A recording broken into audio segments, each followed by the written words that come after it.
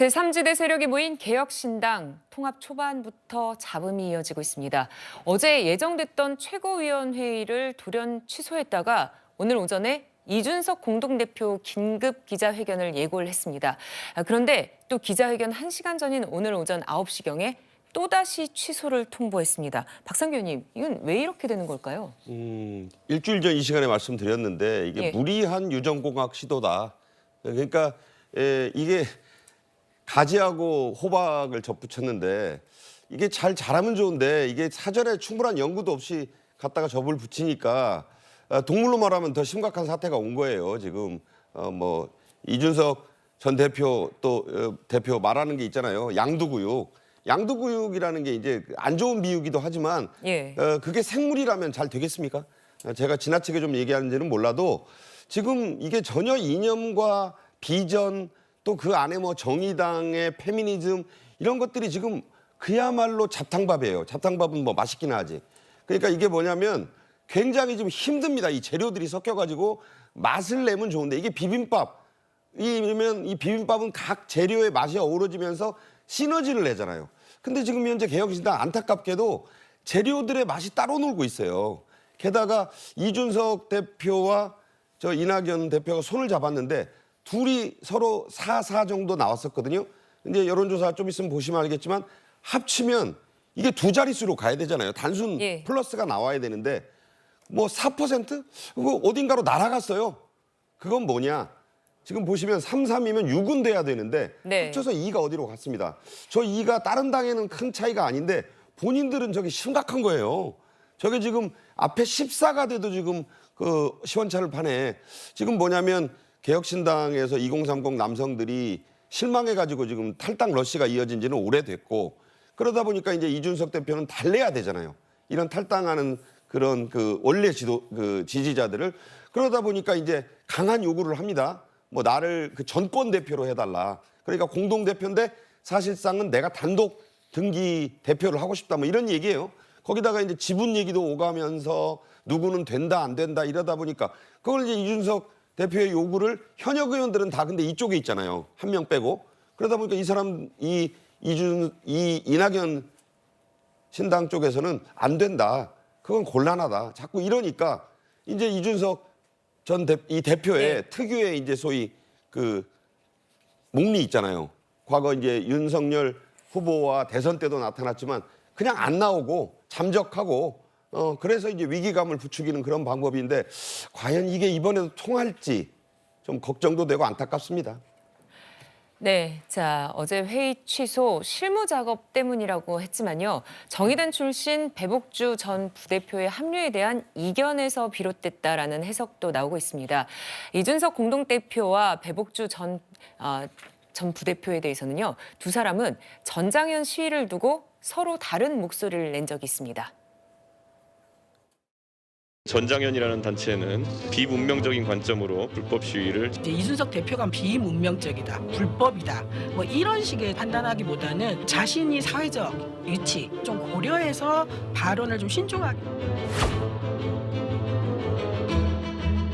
배복주라는 분이 비례대표 국회의원이 되고 싶으시다고 하면은 개혁신당에 입당해가지고 그것에 도전하는 것이 굉장한 무리수라는 것을 네, 개혁신당 지지자들의 반발 때문일까요? 이준석 대표, 배복주 전 부대표에게 공천이나 당직을 줄 가능성이 없다 이렇게 선을 걷는데요. 이현정 의원님은 이걸 어떻게 보십니까? 결국 이제 이준석 리스크가 이제 개혁신당에도 본격적으로 나타나기 시작했다라는 생각이 듭니다. 왜냐하면 이준석 대표는 본인의 그 지지층들이 모여 있는 펨코라는 데가 있어요. 네. 이제 거기에 굉장히 본인의 어떤 모든 정치적인 어떤 지지나 이걸 하는데 거기가 지금 요즘 난리가 아닙니다. 제가 한번 들어가 보니까요. 엄청난 비난 글들이 올라오고 있고 지지를 철회하겠다 이런 이야기 나오고 있습니다. 주로 이제 2030 남성들을 중심으로 해서 이제 본인의 지지층들이 강하게 이제 의견 소통을 하는 곳인데 왜냐하면 지금 배복주 전 부대표 같은 경우는 이제 박경석 지금 전장현 대표의 부인입니다. 네. 그러다 보니 이제 예전에 본인이 이 문제와 관련해서 굉장히 각을 세웠죠. 자, 유호정 전 의원 정의당의 아주 이제 페미니즘 관련돼서 이제 이야기를 많이 하다 보니까 또 본인은 이제 반페미니즘 관련돼서 아주 척을 졌던 그런 상황이죠. 자, 그런데 이제 이 새로운 미래, 즉 이낙연 대표 측을 통해서 이제 지금 입당을 했고 또 이제 당직까지 이제 오간다는 거 아니겠습니까? 그러니까 이제 이준석 대표 입장에서는 본인 지지층들이 지금 난리가 아니니까 그걸 어떻게 하든지 지금 무마를 시켜야 되는데 지금 말로는 무마가 안 되는 거예요. 지금 이미 합당을 했기 때문에. 네. 그러니까 이제 벼랑 끝 전술을 쓰는 거죠. 회의도 안 나오겠다. 오늘 기자회견에서 뭐 좀 제가 알기로는 아마 강한 지금 비판을 하려고 그랬었는데 이렇게 되면 이제 완전히 깨지는 거다는 것 때문에 아마 안 한 걸로 보여집니다. 자, 근데 일단 오늘은 일단 이 뭐 수습을 하긴 했지만 과연 이게 수습이 될까라는 생각이 들어요. 그러니까 이 합당을 할 때 서로 이게 너무 차이 나는 데서 뭔가 하나라도 뭔가 합치하고 해야 되는데 문제는 지금 이준석 대표가 제시했던 지금 노인 어르신들 그 무임승차 문제라든지 네. 또 여성 군대 입대라든지 이런 것들을 과연 지금 다른 곳에서 받아들일 수 있을까요? 그러니까 이런 차이가 극복하지 못하고 일단 모이자라고 했는데 문제는 모여보니까 너무나 이질적인 거예요. 근데 문제는 이걸 또 뭔가 본인들의 토론과 양보와 이런 걸 통해서 해야 되는데 이준석 대표는 거기에 전혀 어떤 이 생각이 없는 것 같아요. 이제 그러다 보니 이제 점점 더 고립되어 가는 게 아닌가. 지금 개혁신당 본인 이야기 그 원래 구개혁신당 내부에서도 상당히 좀 논란이 있다고 그럽니다. 저는 이렇게 가다가는 글쎄요 제대로 된 항해도 하기 전에 상당히 삐걱거릴 가능성이 높다고 봅니다. 네, 잠시 언급됐던 대로 이준석 공동대표는요. 젠더 이슈로 대척점에 섰던 정의당 출신 유효정 전 의원과의 갈등도 여전히 남아있는 상태입니다. 이제 하나로 합치기로 했고 예.